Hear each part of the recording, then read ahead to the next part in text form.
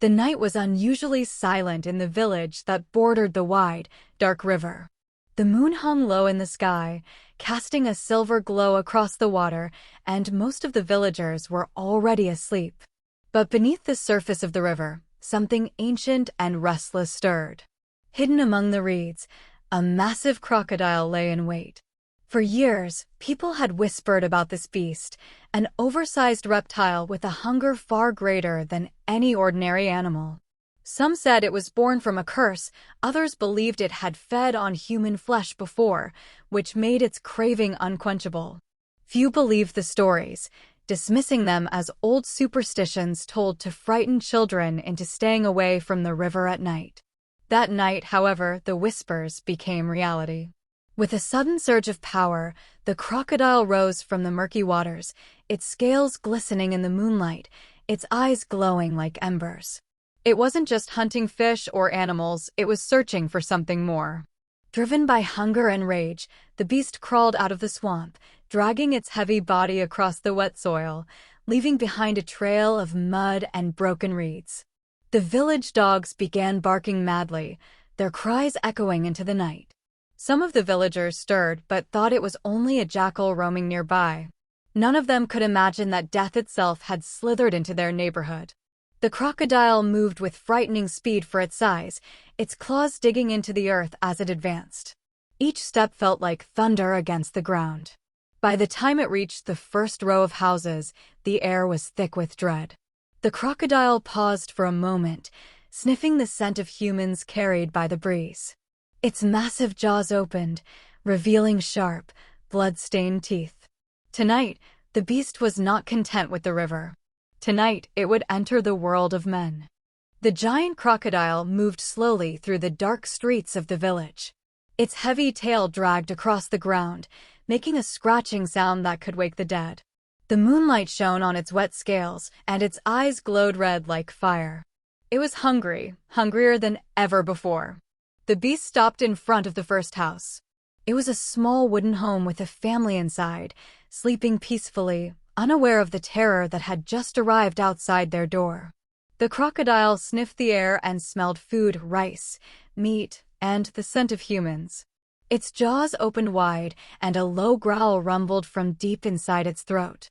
With one powerful push, the monster slammed its body against the door. Crash! The wooden door broke into pieces, and the family woke up screaming.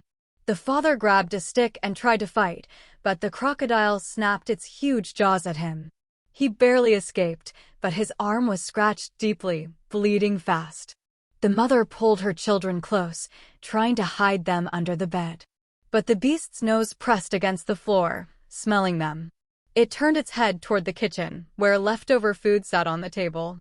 The crocodile leapt forward, smashing chairs and breaking pots, eating the food with loud, horrible sounds.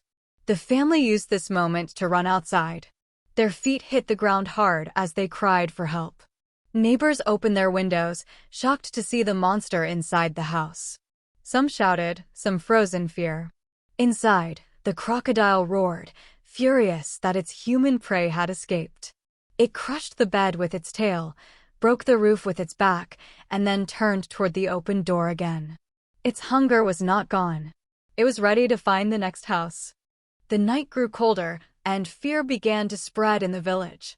People who saw the first attack shouted warnings, but many were too shocked to believe what they heard. A crocodile that size, inside a house? It sounded impossible. Yet the truth was walking in the dark streets, leaving behind broken wood, bloodstains, and terror. The beast moved silently now, its belly sliding close to the ground. It was careful, almost clever, as if it knew people were awake. The smell of humans pulled it toward the second house. This home was bigger than the first, with brick walls and a metal door, but that did not stop the monster. Inside, an old couple was sitting near a lamp, still awake.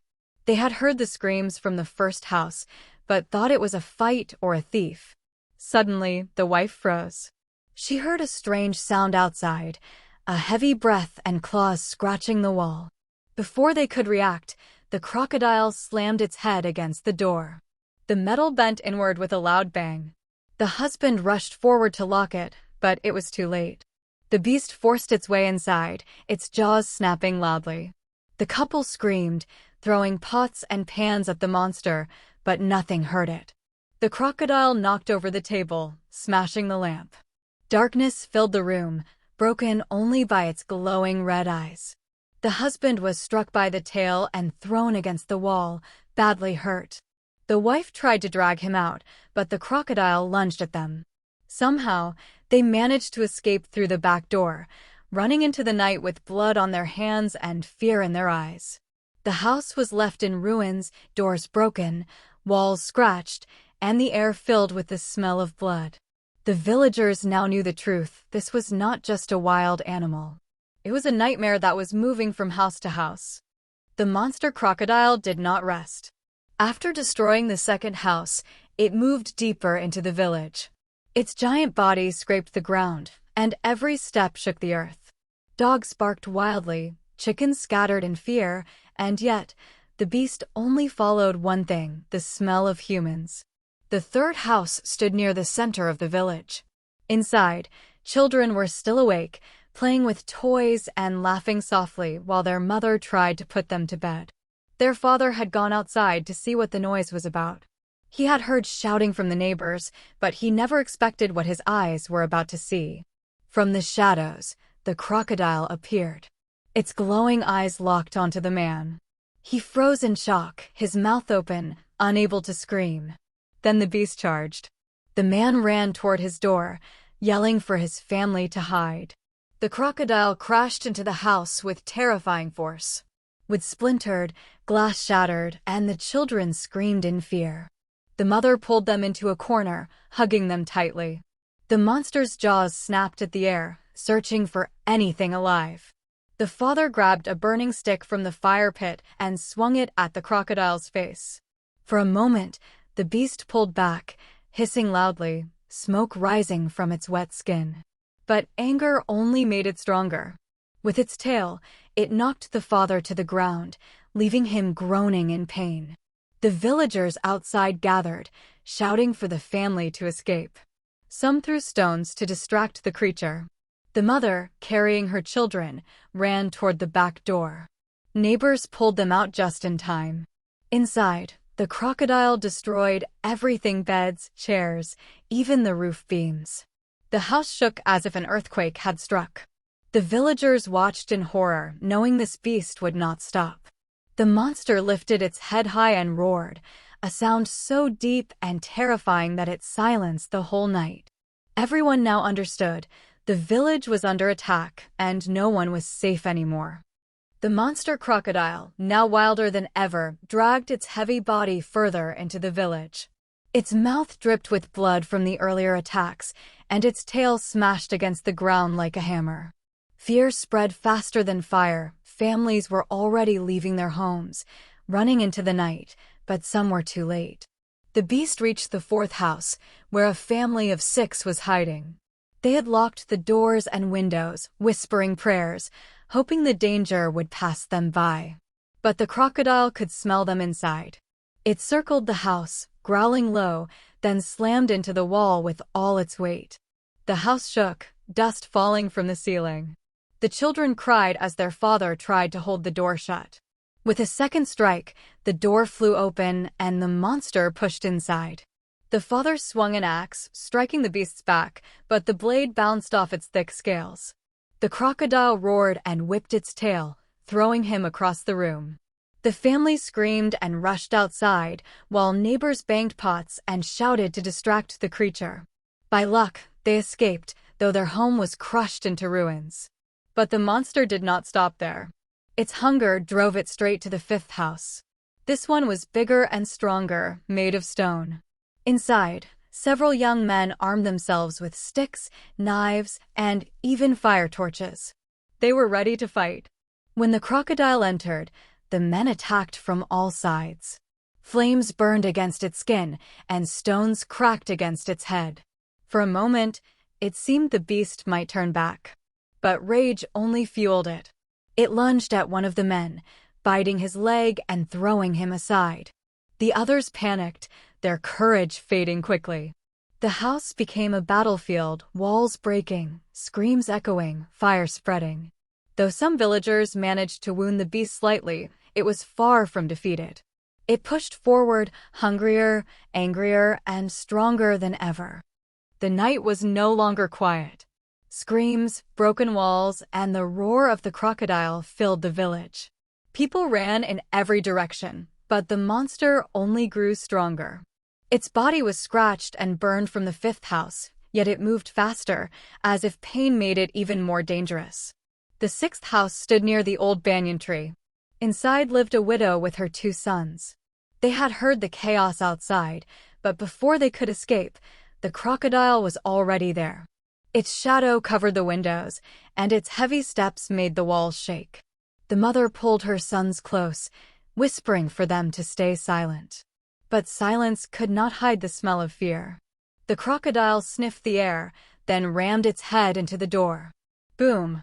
The wood cracked. Another strike, and the door flew open. The beast crawled inside, its glowing eyes searching every corner.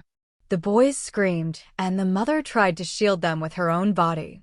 She shouted at the creature, throwing a clay pot, but it only shattered uselessly against its scales. The crocodile snapped its jaws, inches away from them. At that moment, neighbors rushed in with torches and sticks. They shouted loudly, trying to pull the beast's attention away. The crocodile turned and attacked, knocking 2 men to the ground with its tail. Others stabbed at it, but nothing pierced its armor-like skin.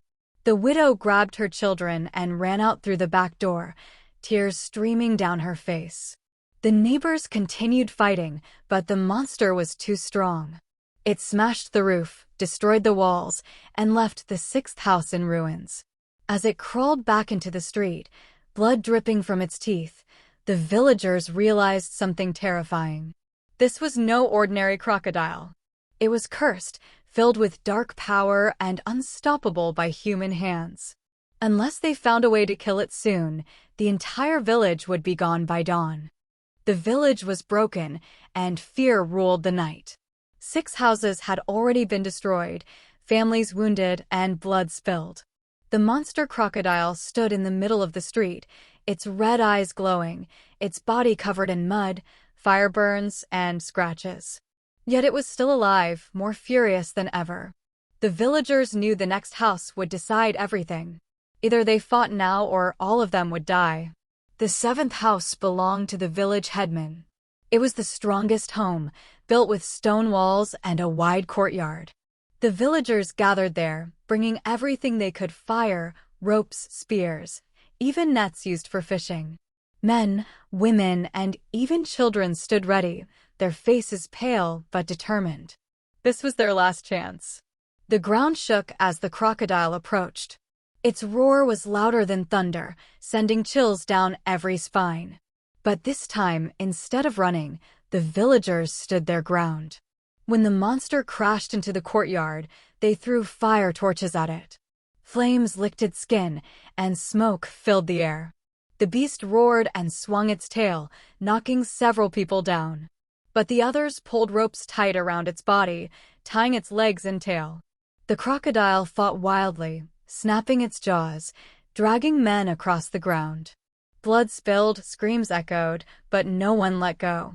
Finally, the headman himself stepped forward with a burning spear. With all his strength, he drove the weapon deep into the monster's open mouth. The crocodile thrashed violently, then let out a final, terrifying roar that shook the night sky. Slowly, its body grew still. The village fell silent. Smoke rose, the ropes loosened, and the beast lay dead in the courtyard. Tears, cries, and prayers filled the air. Many were hurt, but they had won. From that night on, the story of the bloodthirsty crocodile was never forgotten. It became a legend, a warning to future generations that courage, unity, and sacrifice are the only weapons strong enough to defeat true terror. And so, the bloodthirsty crocodile was finally defeated, but at a heavy cost. 6 homes were destroyed, many were injured, and the village would never forget the night of terror. The legend of the beast lived on, whispered from generation to generation, reminding everyone that real monsters do not always live in the dark forests or rivers. They can rise when least expected. If you enjoyed this story, don't forget to like, share, and subscribe for more terrifying tales. And remember, sometimes the scariest nightmares are not just stories, they can be real.